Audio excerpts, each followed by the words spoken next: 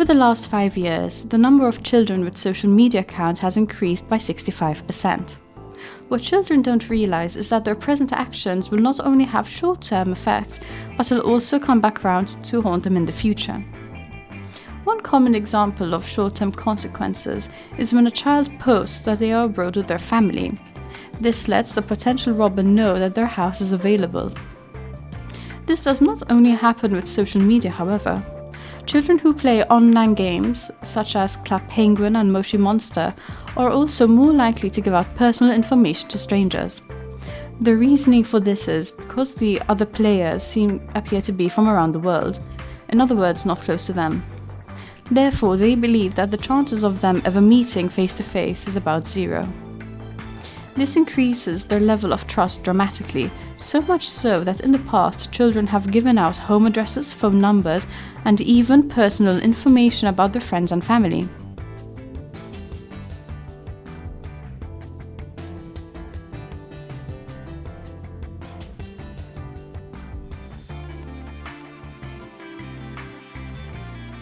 I mostly use Instagram and Snapchat, I would say.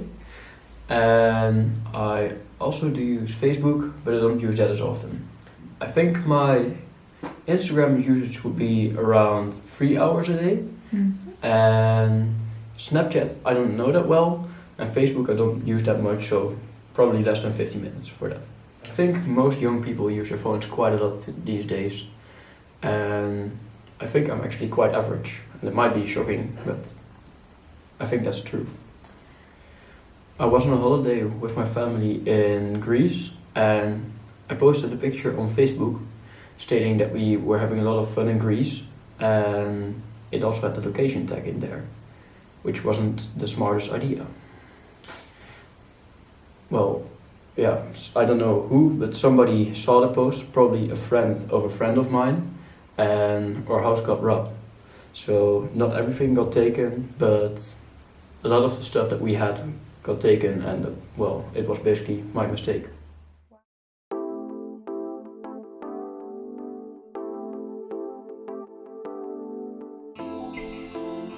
Sophia Zandvoort is a lawyer who has agreed to be interviewed. Well, since May 2018 we have the General Data Protection Regulation, in Dutch the AVG, and that law protects the privacy of everyone, so also the privacy of children, because children don't always think about the consequences of the posts they put on the internet, on social media. So that is an important part legislation, and since we have that, privacy is a very hot topic, and lots of organizations think about the way they collect data and also the way they collect data from children. There are several dangers if you post something which isn't true about a company. The company can sue you for damages. So even if you are a child, that is a possibility. So you should be careful about that. But also, if you're bullying a classmate on social media, that can also have serious consequences, because you can get expelled from school. And there are several cases known where this has happened.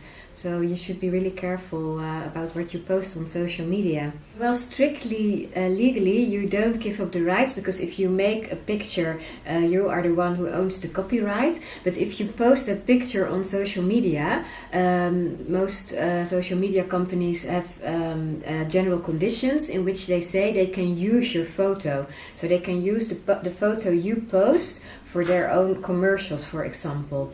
So you don't give up the rights as the owner, but they can use your photos, so they can show up everywhere on the medium you posted them on.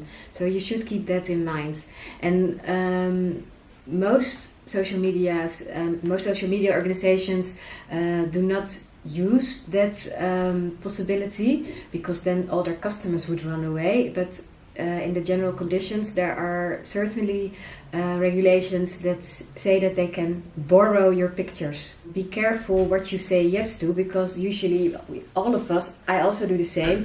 If the question is asked, will you accept the general conditions? I say yes, of course, otherwise I can't use the medium, and I want to do that. But it is wise to check what you agree to. So there is legislation to protect the privacy, also the privacy of children. But if you agree to something, you give up a lot of the protection. Yeah. Well, parents used to say, think before you speak, and now I think we can say, think before you post. But I also think that it is important as a parent to give the good example. So if you don't want your children to do something, don't do it yourself. And talk with your children about what is wise. Tell your children why it is not really smart to share your name and address details with strangers. You wouldn't do that in real life, so don't do that on social media. So parents, talk to your children.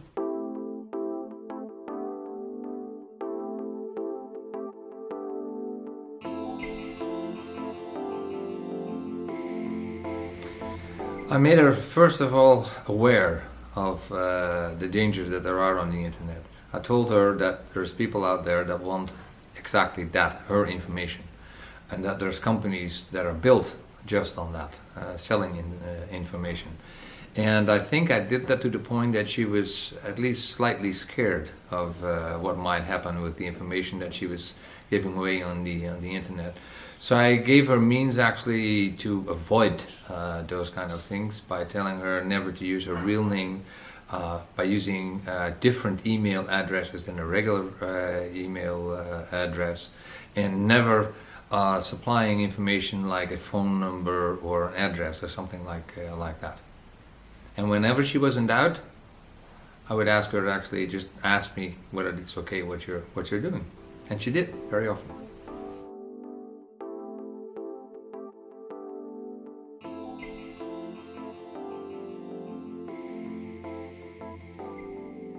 Kasra Taheri is a data protection representative.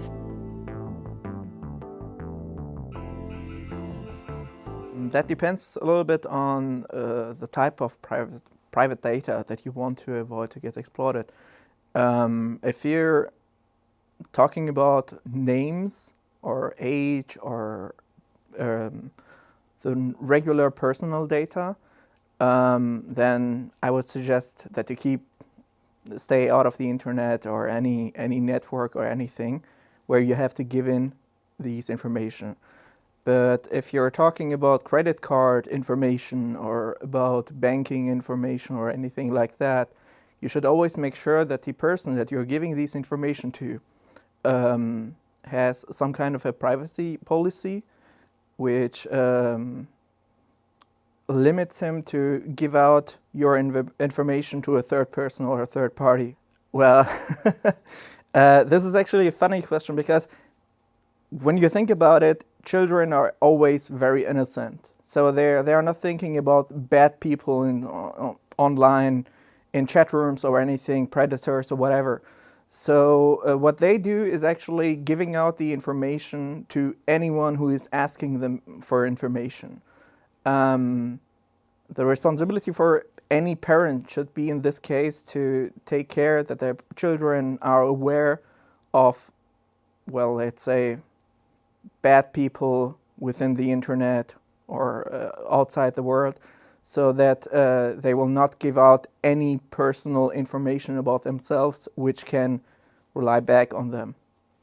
But of course, the first step is always calling the police, informing them what has happened, and maybe they can find out who that person is and giving him his punishment, which he deserves.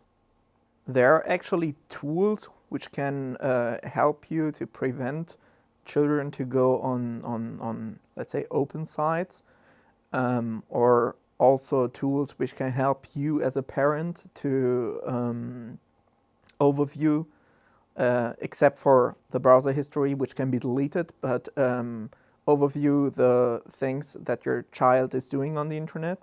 So those tools would be useful. But of course, some parents would argue and say, I don't want to have total control about my child and stuff like that. I want to trust him.